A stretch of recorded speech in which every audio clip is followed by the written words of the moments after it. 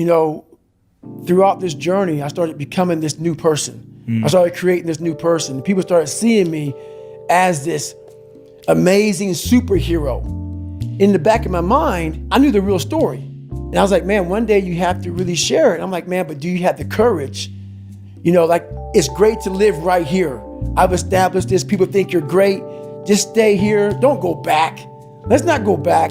But the only way you can help people out is let them know that this is possible. So I had to go back and say, this is where I come from. Yeah. And where I come from is hell. Well, my dad was a person that, he was an alcoholic. And he was really big on being a powerful man. And he had two different sides to him. He had a side that once you left our house, so our house was the dungeon. No one knew anything about about the inside of that house. The inside of that house was horrible. It was evil. Like the evil monster came out to play. But once he left that house, he was the nicest person on the planet. So no one knew, who this guy was. So the scarring started happening inside the dungeon. And my dad didn't really believe in us going to school. He had a family business, and the family business was a skating rink and also a bar. So my dad owned, it was called the Vermilion Room was the bar, and the skating rink was called Skateland. So from the time I was able to walk, I was working that skating rink. And I worked it from like 9 o'clock at night until like 12 o'clock in the morning, pretty much. That's what we did. I'm 4 years old, scraping gum off the skating rink floor, doing stuff like that. Me and my brother and my mom. Once the skating rink was shut down, the bar would open up. The bar would be open from like midnight to like 4 o'clock in the morning, 3 o'clock in the morning. Once that closed down, we'd go upstairs and clean the bar. So by the time you work like this, I'm a young kid. It's time to go to school. So most time we didn't go to school. So we missed school a lot, but thank God for me. I didn't like school anyway. With a learning disability, with a stutter, I had white splotches all over my skin from being stressed out, hair, patches of hair falling out at a young age. And once my dad got drunk, that's when the nightmare began. And, he'd get drunk, he'd get violent, and we got beatings quite regularly, probably at least once or twice a week. And the beatings weren't like, hey, I'm gonna give you a whipping because you did something wrong. It was like, hey, I don't feel good today. And you get beat for that. And my mom got a lot of the beatings, and it would just trickle down to me and my brother. So that foundation of life that I didn't have, that's how it started off for me. And it's progressively got worse. So when you have a horrible foundation, it's like building a house on a fucked up foundation. This is what you're gonna get.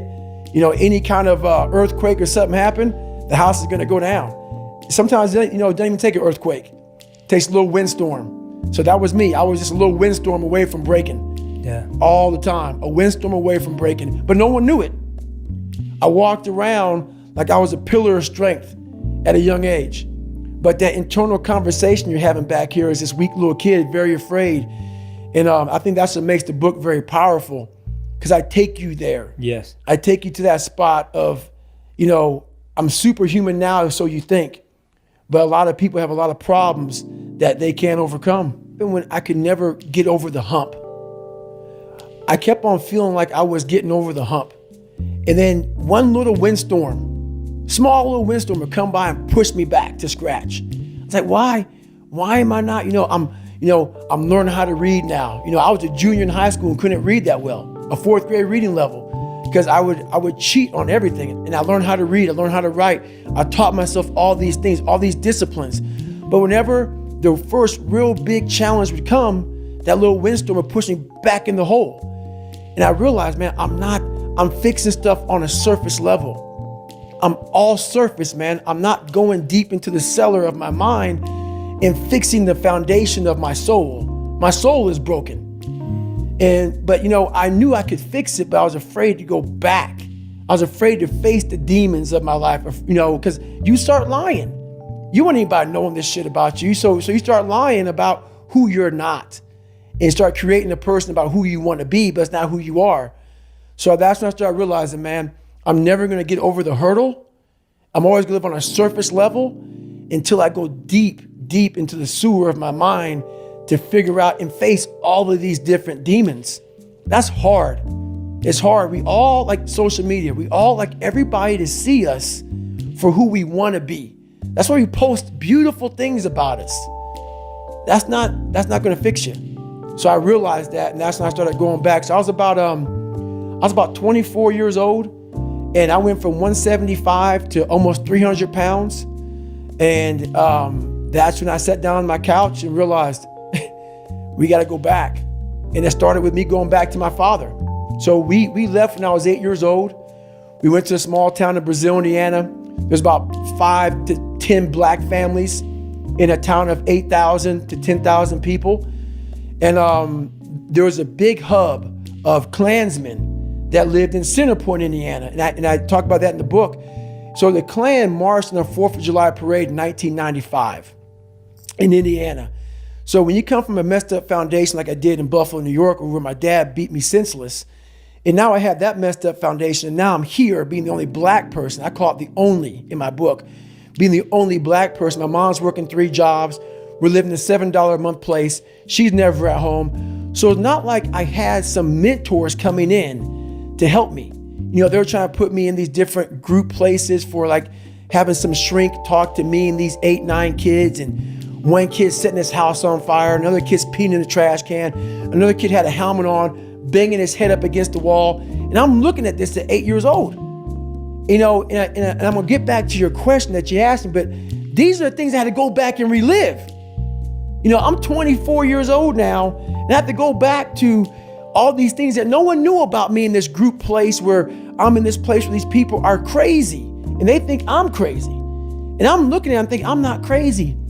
You just don't know where I come from. I came from a place that truly damaged my mind, damaged my soul, and now I have to go back on my own to face this shit. So, you know, at 24 years old, I sat there a lot of times. It was like one day I woke up and said, I got to face this. This haunting fucking voice in my head kept on saying, man, we got to go back. The only way we can go forward is to go all the way back. And that's very scary to do for everybody. Yeah. But the only way you're going to fix yourself is to go all the way back to the beginning, to your childhood, because that's where everything starts.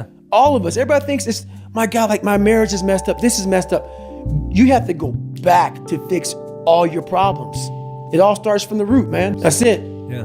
And you cannot fix anything by giving it Motrin. You have a jacked up knee. The swelling may go down, but it's still jacked up in there. You got to get it fixed. You got to fix the knee. All those pills do, so, you know, pretty much is just let the swelling go down. And you can live a little longer, but you're not fixing the problem. You're not fixing the problem. So one big thing is the accountability mirror. You have to start with yourself. So what happened in my life was we started to get, I call it like the rucksack. A rucksack is a pack that you carry in the military, and you put all your stuff in it. Your radios, your food, your water, all that stuff you have to carry in the military. That's your rucksack. It's a backpack pretty much. As you're growing up, we all have a backpack. Most of ours, hopefully, is empty, you know, and what we put in it is all the crap we go through in life. That's what is in the backpack for the civilians, and we carry it around with us. So what you have to start doing is realizing that no matter where you're at in life, I got called nigger a lot. My dad abused me, you know, learning disability, stutters, immaturity, insecurities, self-doubt, so much crap on top of me. So much stuff. I lied a lot to create friends. So much stuff was in my backpack. No one's coming back to help me. So it starts with that person in that mirror. You have to realize you are on your own now. And whatever else you believe in, I don't care what you believe in, but on earth is a very lonely journey. And it starts with the accountability mirror of looking at saying, hey, my dad who beat the hell out of me is not coming back. All these things are coming back. I have to face myself. And you have to own all those things that people may have done to you. Now it's yours. You got to own it. And it's yours now to fix the problems that people did to you. It makes no sense. It's not fair. I get it. But if you live in that woe is me mentality of guess what? My dad did this to me. My mom did this to me. People who bullied did this to me. You're going to always live right there. You have to figure out ways to move forward because you're not coming back. And it starts with the mirror. And I call it the accountability mirror in the book. You don't want to break open that callous that scar in your mind. You want to break, you have to break it open, let that blood flow. You have to let blood flow in your brain. You have to let all that stuff flow out. All that toxic stuff that you have trapped in there has to start flowing out now. So, like you said, you are doing this to yourself. Yes, people may have helped you get there, but it's now on you. It's a painful truth. Painful truth. Like all those people in high school and everything else, they don't know how you're going to end up. So you got to make sure that you constantly are rewriting your book. You have to constantly rewrite your book every day of your life. And these aren't just words I say. This is how I have to live. Like these are conversations I have with myself. And I say it everywhere I go. The most important conversation when you have with yourself. Yes. You live with it every single day. But most of our conversations are not the right ones. They're not the ones that are going to push us to the place we need to go. They're the ones that are going to keep us sitting in that toxic environment that you've helped create and everybody else helped create, and you just live in it. You live in that muck, and that conversation just plays in your head, and that becomes you. So my first conversation when I was absolutely nobody, and that's one thing you have to say. We live in a world now that's so kind.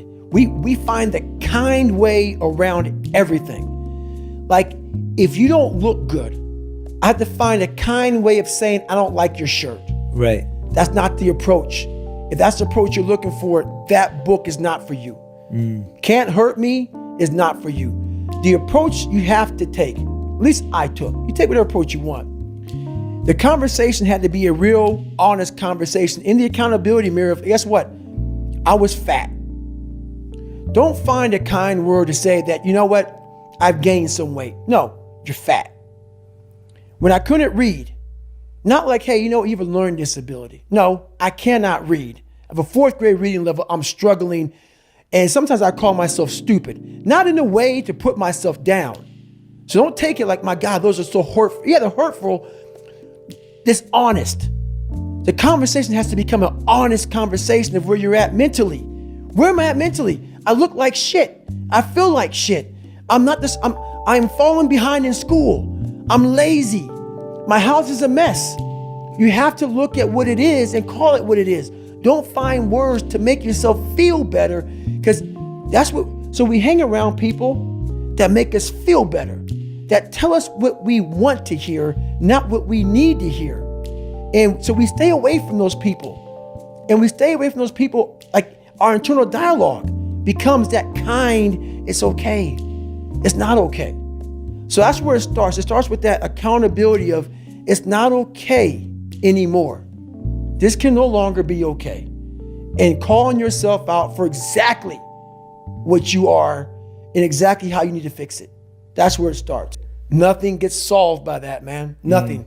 And if you look at America right now, and I won't get off on this, nothing is getting solved because there's so much racism. There's so many things, and that's just one of them. We can't talk about anything. We are skirting all these conversations because if I say this, I'm going to offend a black person or a white person or a Jewish person or a gay or lesbian person. We skirt around the daggone problem. So we can't fix shit. Everything is like, well, if I say this on TV, I'm going to lose my damn job. We have to say it. What I realized about the mind is those people who can be in that time and embrace that time and be in that moment and not allow the mind to go to 129 hours on hour 1. It's the control that we don't have in our minds. It's the control that you had to have for 3 months when you're miserable, when you're suffering, when you're laying on the floor, when you're doing all the disciplines it takes to be a monk. You cannot think about the whole process. It will make you it will make you so insanely crazy. It's impossible. It's inhumane what I'm about to do to myself. You have to be able to break all these big, humongous, painful things in life because that's all the brain can handle. The brain can't handle hours and hours and hours of suffering, but it can handle right now. I'm in the Pacific Ocean and it's very cold and this is what I'm doing. Don't think about the rest of it. So that's what I learned from Hell Week. That's what I learned from being in 3 Hell Weeks. That's what I learned from all the military. I went to Ranger School. I went to all these different schools to learn all of that, to learn how the mind processes. So I talk about theorists. I talk about practitioners. A theorist is a person who reads a book, doesn't do it, reads a book, learns about something, and then talks about it. A practitioner is myself. A practitioner is a person like me. I wanted to be an expert in the mind, a mental toughness guy, beyond mental toughness. The only way to do that, in my eyes, is to put yourself in hell. Put it in hell repeatedly. Repeatedly put yourself in hell and study how you process it. And that's how I was able to come up with all these different ways, all these different tools to slow the mind down in hell. Because the mind just speeds up. The mind wants to get out of the painful situation, the suffering. It can't process it. So that's what I realized by going through all these different processes of being in hell weeks. I was there's some times where the mind gets overwhelmed and you cannot slow it down. But by these certain tools I developed, by not allowing your mind to get away from the moment. You have to think about the exact moment that you're in. But I saw when I was younger, the moment became too big. When it became too big, I spazzed out and I would quit. But now I don't think about even like an hour from now, I'll be eating. I don't even go there. Because then your mind, no, we must embrace this, because now you have to be a leader in this moment. It's not about you just getting through it. I had 5 guys, and 6 including me, in my boat crew. Now I was the boat crew leader. So now another trick is this: if you don't think about yourself, there's no pain. Which can also lead to pain later on in your life. But in these moments when you're struggling, if you are a true leader and you're worried about your men or women beside you, your mind doesn't care how cold you are anymore. Your mind's only worried about taking care of the men and women beside you. So I started realizing, man, if I take care of these cats to my left and my right in the worst moments, my mind is no longer thinking about, you're miserable, David Goggins, get the hell out of here. You're thinking about, how is John? How is Andy? How is Sam? How is Pete? How are you guys doing? You're not thinking about me. So there's so many things you can do to get outside your own head to then allow your body to just be like, hey, we're just a machine. But you have to let your mind be able to process all these different tactics to do that. Take a different vantage point in life. When you are in the hell, you can't see the beauty of being in it when you're in it. Get on top of that mountaintop in your mind. Get on top of that mountaintop and look down on what you're doing. You can see a whole different world, and that world is beautiful. But you gotta get a different vantage point in the suck. Don't be in it. Spiritually, get out of it. Get that soul. Look down on what you're doing. Be amazed by the process of where you're at now and where you came from. It got me through a lot of hard times. You cannot use it every day of your life. I used to have a wash rag when I did this. And you know how you take a shower, you have a wash rag and a cloth, and you're sitting there and you're just lathering up. And before you hang your rag up, you want to get all the water to come on it and get it all the suds out of it. You want to wring it out and you want to hang it up. So my big thing is, when I live my life, I want to make sure that when I'm dead and gone, that I wring that wash rag out, and that wash rag is my soul. And I also believe that we're going to end up one day meeting a maker, if you believe in one. And I believe that maker knows everything about you. Everything about you. Knows I was going to be here and talking to you. Knows everything. But you also have a choice to make. You have a choice to make. We have choices. And the one thing that scares me to death in my life is getting to heaven and not being what I was supposed to be. And I believe that God has a chart, and he looks at the chart and he puts it in front of you when you get to heaven. He says, hey, this is what you're supposed to be. And one of my biggest fears in life was to see that chart and not have every block checked off. I want to make sure that I'm constantly pursuing whatever it is I'm pursuing, just to be the best I can, just constantly grinding myself into a fine powder, but doing it in a smart way. Like I talked about, you can constantly grind yourself into a point where you're just sick. There's a happy medium of grinding. So that's my purpose now, to continue to push myself so others can see what is possible.